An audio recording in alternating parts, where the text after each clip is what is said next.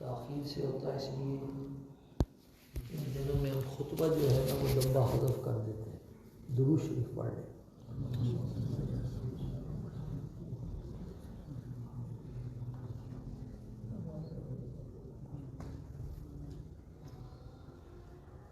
موضوع یہ بیان ہو رہا ہے کہ گناہ چھڑانے کے نسخے اللہ اور اللہ کے پیغمبر نے بیان فرمائے ہیں۔ اس کے لیے تمہیدی بات بیان ہو چکی ہے۔ آج صبح کی نماز میں ایک مثال میرے ذہن میں ایسا نہیں کہ اٹن شٹن بیان کر دوں، پورا ہفتہ سوچتا رہتا ہوں کہ کیا آپ کو سمجھانا ہے کیسے، تو آج ایک ذہن میں صبح اللہ نے عجیب مثال ڈالی۔ پہلی بات تو یہ سمجھیں کہ جتنے انبیاء علیہ السلام دنیا میں تشریف لائے ہیں، تمام انبیاء علیہ السلام کی جو شریعتوں کا خلاصہ اور نچوڑ ہے نا، وہ دو ہی چیزیں ہیں۔ کچھ کام کرنے کے ہیں اور کچھ کاموں سے بچنا ہے۔ ان کو نیکی اور گناہ بھی کہتے ہیں، معروف اور منکر بھی کہتے ہیں، جائز اور ناجائز بھی کہتے ہیں، حلال اور حرام بھی کہتے ہیں۔ مثال یہ وارد ہوئی آج ذہن میں کہ یہ گاڑی کے دو پہیے ہیں۔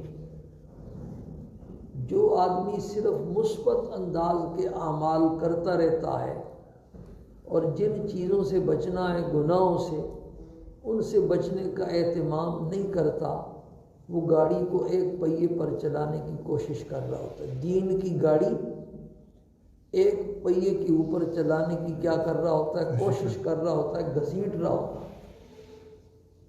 تو وہ گاڑی کب تک چلے گی اور اس کو کامیابی کے ساتھ جنت تک پہنچا سکتی ہے؟ گاڑی کے جب تک دونوں پہیے ٹھیک نہ ہوں، دونوں کے اندر ہوا ڈلی ہوئی ہو، تو پھر وہ اس کو اڑا کر کے منزل مقصود تک کیا کرے گی؟ پہنچائے گی۔ تو بھائی یہ نفلی اعمال، ذکر اذکار، تلاوت، تسبیحات، یہ بہت ہی مبارک ہے۔ جس کو نصیب ہو جائیں گی، ان کی بھی توفیق کم لوگوں کو ہوتی ہے، لیکن اصل گناہوں کو چھوڑنا ہے۔ جب تک بندہ گناہوں کو نہیں چھوڑتا اور گناہوں سے نہیں بچتا، اس وقت تک اس کی دین والی گاڑی کامل طریقے سے رواں دواں نہیں ہوتی۔ اور گناہوں کو چھوڑنا موقوف ہے گناہوں کی پہچان پر۔ جیسے نیک اعمال کی پہچان اور معرفت ہے، اسی طریقے سے گناہوں کی پہچان اور معرفت بھی ہو کہ میں یہ جو کام کر رہا ہوں کہیں یہ گناہ کا کام تو نہیں ہے۔ اور یہ پہچان ہوتی ہے اللہ والوں کی صحبت سے، علماء کی مجالس میں، تبلیغی جماعت والوں کے ساتھ وابستہ ہونے میں، تبلیغی مراکز میں جڑنے سے، تبلیغی کام میں وقت دینے سے۔ ہمارے یہاں بھی ہماری سعادت ہے کہ بیرون والوں کی جماعت آئی ہوئی ہے۔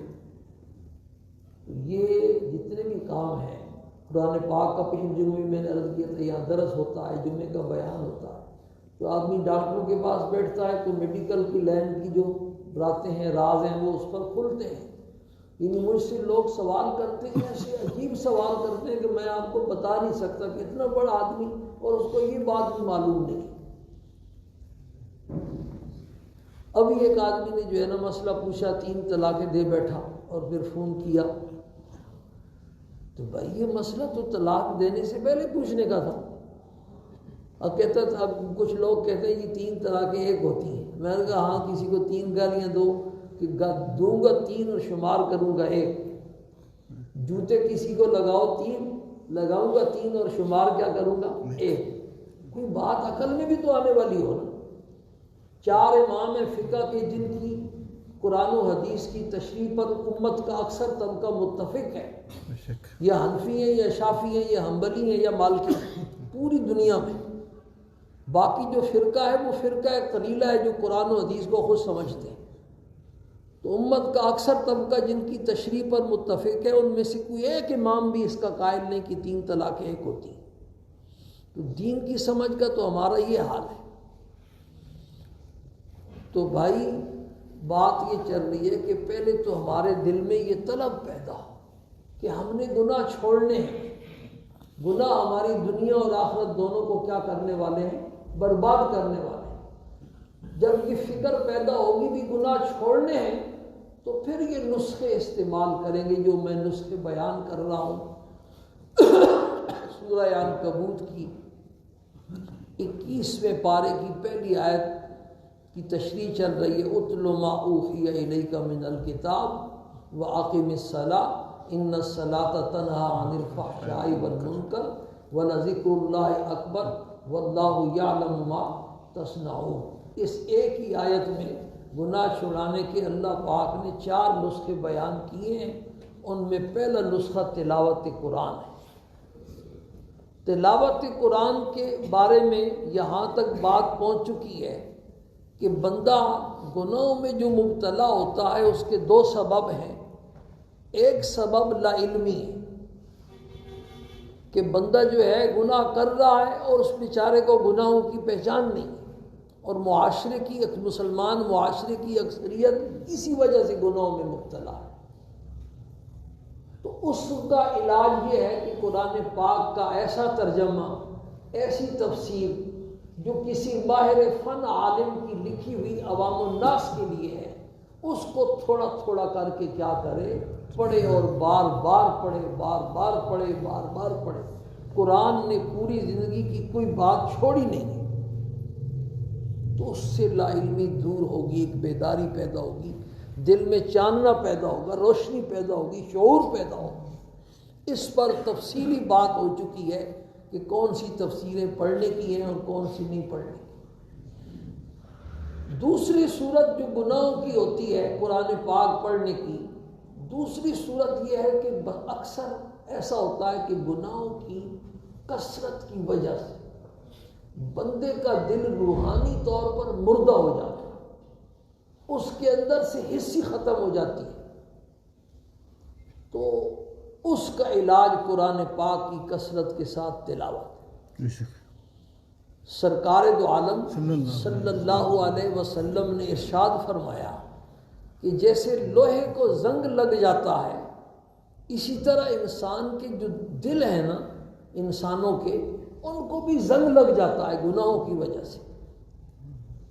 صحابہ نے عرض کیا اللہ کے پیغمبر وما جلاؤہا یا رسول اللہ، لوہے کو زنگ لگ جائے تو اس کو بھٹی میں جلا کر اس کا زنگ دور کر دیتے ہیں،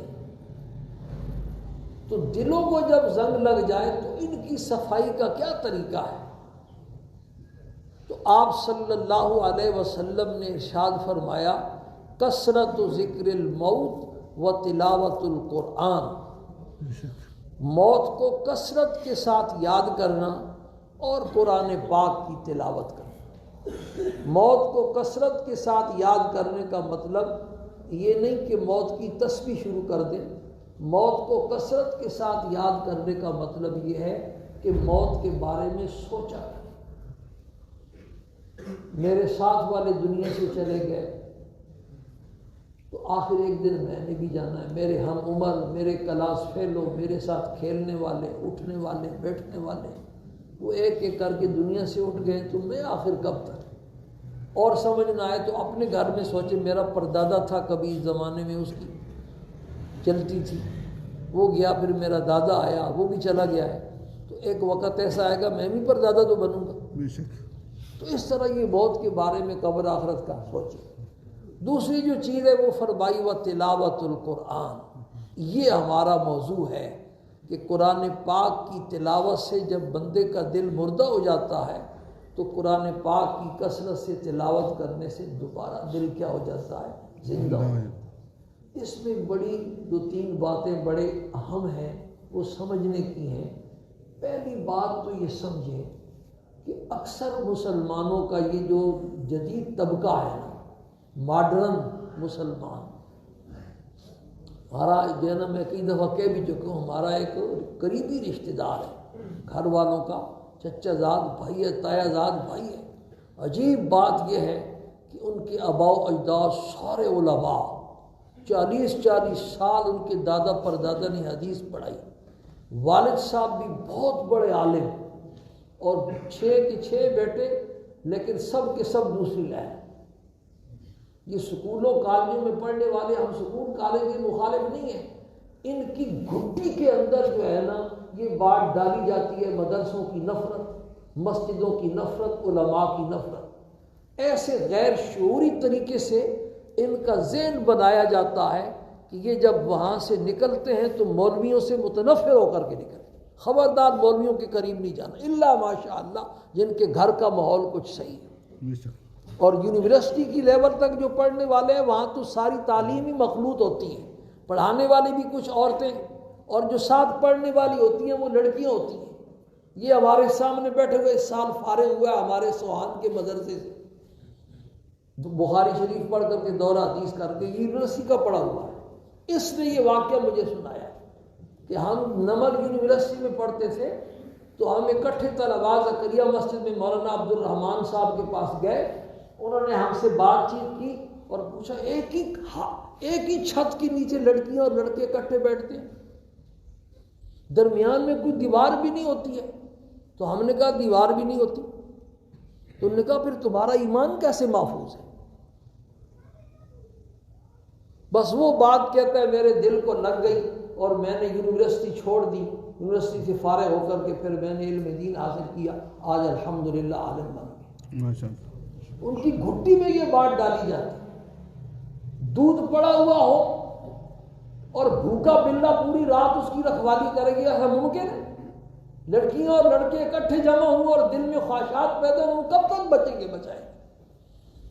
اس لیے اپنے بچوں کو بے شک سکول کالج پڑھاؤ لیکن علماء کے ساتھ بھی جوڑو، تبلیغی مراکز کے ساتھ بھی جوڑو، تبلیغی جماعت کے ساتھ بھی جوڑو، اللہ والوں کے ساتھ بھی ان کو جوڑو، ان کے دین، دنیا سے زیادہ ان کے دین ایمان کی فکر کرو۔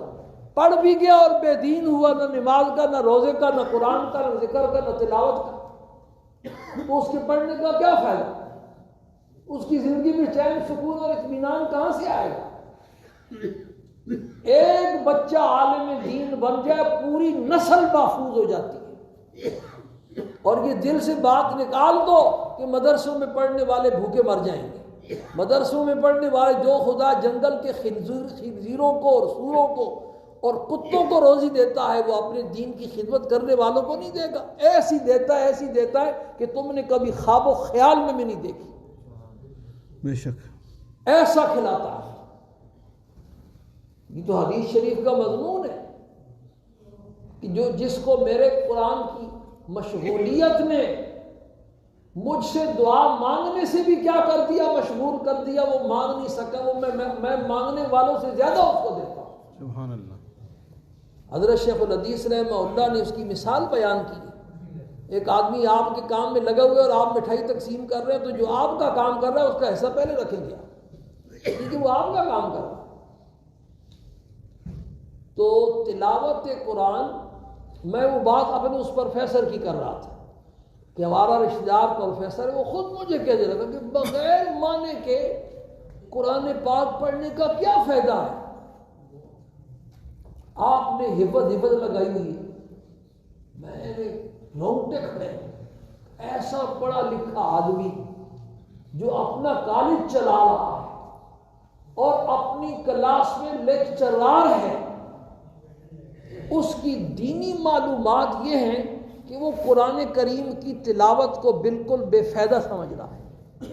آج میں نے صرف اسی موضوع پر بات کرنی ہے، پھر اگلی بات اگلے جمعے، کہ قرآن پاک اور دیگر جتنی بھی آسمانی کتابیں ہیں ان میں بنیادی فرق یہ ہے کہ قرآن کلام اللہ ہے، باقی جتنی آسمانی کتابیں تورات، انجیل، زبور اور صحیفے وہ سب کتاب اللہ تو ہیں لیکن کلام اللہ نہیں۔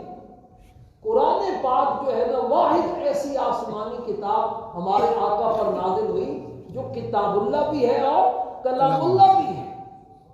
اور جتنے نفلی اعمال ہیں، کل ہم اپنے شیخ اور اپنے استاد کو ملنے گئے، میرے ساتھ یہ میرے دوست بھی تھے، تو ہم نے کہا استاد جی کی وظیفہ بتلاؤ، تو استاد جی نے فرمایا بس قرآن جتنا پڑھ سکتے ہو پڑھ، قرآن کی تلاوت جتنی کر سکتے، بس یہی خاص وظیفہ۔ جتنے نفلی اعمال ہیں تمام اللہ والوں کا اس پر اتفاق ہے کہ ان میں سب سے جو افضل درجہ ہے وہ کس کا درجہ ہے بھائی؟ کلام اللہ کا۔ تو تلاوت قرآن ایک مستقل مقصود ہے، سمجھ میں آئے یا سمجھ میں نہ آئے۔ کئی دفعہ یہ واقعہ آپ کو سنا چکے ہیں۔ امام احمد بن حنبل کو اللہ پاک کی خواب میں کیا ہوئی؟ زیارت کی۔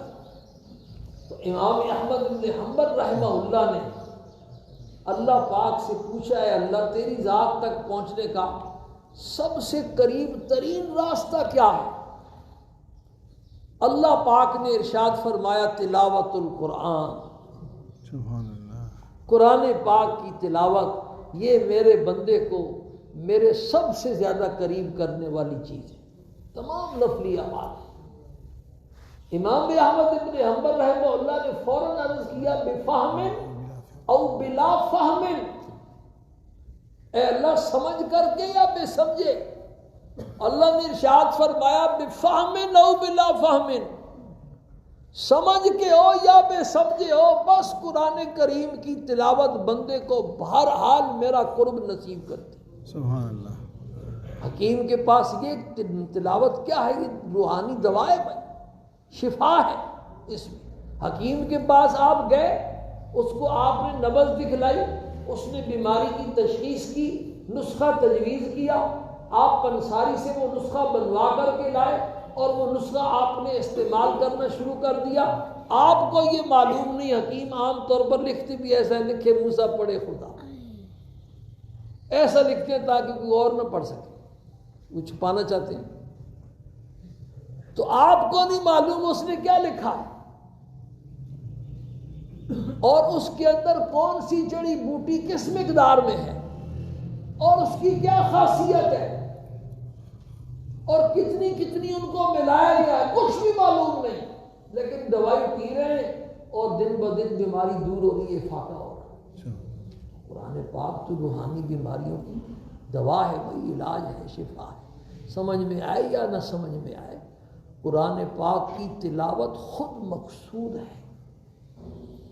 پہلی وجہ یہ سنو سمجھو کہ اللہ پاک نے سرکار دو عالم صلی اللہ علیہ وسلم کے جو بعثت کے مقاصد بیان فرمائے ہیں، ربنا وابعث فیہم رسولا منہم یتلو علیہم آیاتہ، آپ کے دنیا میں تشریف لانے کا اور نبی بن کر کے آنے کا پہلا مقصد ہی کیا تھا؟ تلاوت قرآن۔ سبحان اللہ۔ تشریح بعد میں وَيُعَلِّمُهُمُ الْكِتَابَ وَالْحِکْمَةَ، تشریح کا درجہ بھی وہ بھی مقصود ہے، تشریح بھی مقصود ہے، وہ آپ نے حدیث کے ذریعے فرمائی ہے، لیکن صرف تلاوت یہ بھی ایک مستقل آپ کا مقصد ہے۔ تو جو آپ کی بعثت کے مقاصد میں سے سب سے پہلا مقصد ہے، وہی اس کو ہم فضول سمجھیں اور بے فائدہ سمجھیں، اس سے بڑی نالائکی اور جہالت کیا ہو۔ دوسری وجہ یہ سمجھیں کہ نماز کے جو ارکان ہیں ان میں ایک اہم رکن کیا ہے بھائی؟ قراءت قرآن۔ قیام نماز کا رکن ہے، سجدہ نماز کا کیا ہے؟ رکن ہے، تکبیر تحریمہ نماز کی شرط یا رکن ہے، آخری قعدہ بھی نماز کا کیا ہے؟ رکن ہے، رکوع بھی نماز کا کیا ہے؟ رکن ہے۔ یہ سارے ارکان کی طرح قیام کی حالت میں ایک رکن کیا ہے بھائی؟ قراءت قرآن۔ جو بندہ نماز میں قراءت قرآن نہیں کرتا تو اس کی نماز نہیں ہوتی۔ کم سے کم سورہ فاتحہ کا پڑھنا اور اگلی سورت، ان دونوں کا پڑھنا واجب ہے۔ دونوں میں سے ایک پڑھ لے تو فرض ادا ہو جاتا ہے، اور دونوں نہ پڑھے تو فرض ہی چھوٹ گیا۔ دونوں میں سے ایک پڑھ لیا تو فرض ادا ہو گیا، واجب رہے گا تو سجدہ صاحب سے کام چل جائے۔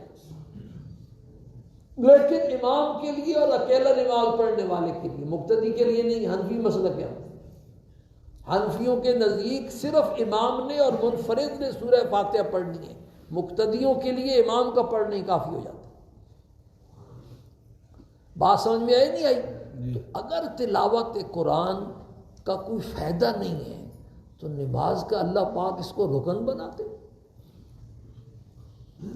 تیسرا یہ سمجھیں کہ سرکار دو عالم صلی اللہ علیہ وسلم نے جس حدیث شریف میں تلاوت کا ثواب بیان فرمایا، اس میں آپ نے مثال بڑی عجیب دی۔ آپ نے ارشاد فرمایا ہر ایک حرف کے پڑھنے، قرآن کا ایک حرف پڑھنے پر 10 نیکیاں ملتی ہیں، 10 گناہ معاف ہوتے ہیں، 10 درجے کیا ہوتے ہیں؟ بلند ہوتے ہیں۔ اور ارشاد فرمایا کہ میں نہیں کہتا الف لام میم ایک حرف ہے، بلکہ الف حرف و لام حرف و میم حرف۔ الف مستقل حرف ہے، لام مستقل حرف ہے، میم مستقل حرف ہے۔ تو جس کی زبان سے صرف الف لام میم نکلے گا اس کے نامہ اعمال میں بیک وقت 30 نیکیاں لکھی گئی۔ سبحان اللہ۔ اور حضرت شیخ الحدیث رحمہ اللہ نے اس کی ایک تشریح تو ایسی کی ہے کہ اس میں 30 نیکیاں بن جاتی ہیں۔ تو مثال میں آپ نے کس کو ذکر کیا بھائی؟ الف لام میم کو۔ اور سارے علماء کا اتفاق ہے کہ سورتوں کے شروع میں یہ جتنے حروف مقطعات ہیں، سورتوں کے شروع میں الف لام میم آتا ہے، حامیم آتا ہے، حامیم عین سین قاف آتا ہے، کاف ہایا عین صاد آتا ہے۔ ان سب کو کیا کہتے ہیں؟ حروف مقطعات، یعنی ایسے حروف جن کو کاٹ کر کے پڑھا جاتا ہے۔ ان کے بارے میں تمام علماء کا اتفاق ہے کہ اللہ اعلم بمرادہ، ان کا معنی اور مطلب علماء کو بھی، مفسرین کو بھی، اور کسی کو نہیں پتہ سوائے اللہ کے۔ سبحان اللہ، بے شک۔ تو اس سے آپ نے جب قرآن کی تلاوت کا ثواب بیان فرمایا تو مثال میں وہ حرف بیان فرمایا جس کا معنی ہی کوئی نہیں۔ اس کا مطلب یہ ہوا کہ قرآن پاک کا جو تلفظ ہے اپنی زبان سے نکالنا ہے بغیر معنی سمجھے ہوئے، وہ بھی ثواب سے خالی نہیں، اس پر اللہ پاک کیا کرتے ہیں؟ ثواب عطا فرماتے ہیں۔ بہرحال پہلی بات آج تلاوت کے بارے میں ہوئی، موضوع یہ چل رہا ہے گناہ چھڑانے کے نسخے۔ گناہ جو بے عملی کی اس کی بے علمی کی وجہ سے ہوتے ہیں اس کا تو طریقہ بیان ہو چکا کہ قرآن کی ترجمہ اور تفسیر پڑھنا، اور جو گناہ دل کے مردہ ہو جانے کی وجہ سے آدمی ان میں پھنسا ہوا ہے، کثرت گناہوں کی وجہ سے بندے کا دل کیا ہو جاتا ہے؟ مردہ ہو جاتا ہے۔ اس کا علاج قرآن پاک کی تلاوت ہے بھائی، کثرت کے ساتھ۔ تلاوت کے بارے میں 1-2 باتیں اور بھی ہیں، وہ انشاءاللہ آئندہ جمعے۔ اللہ پاک تلاوت تو آج ہی سے شروع کر، اللہ پاک ہم سب کو اس پر عمل کرنے کی توفیق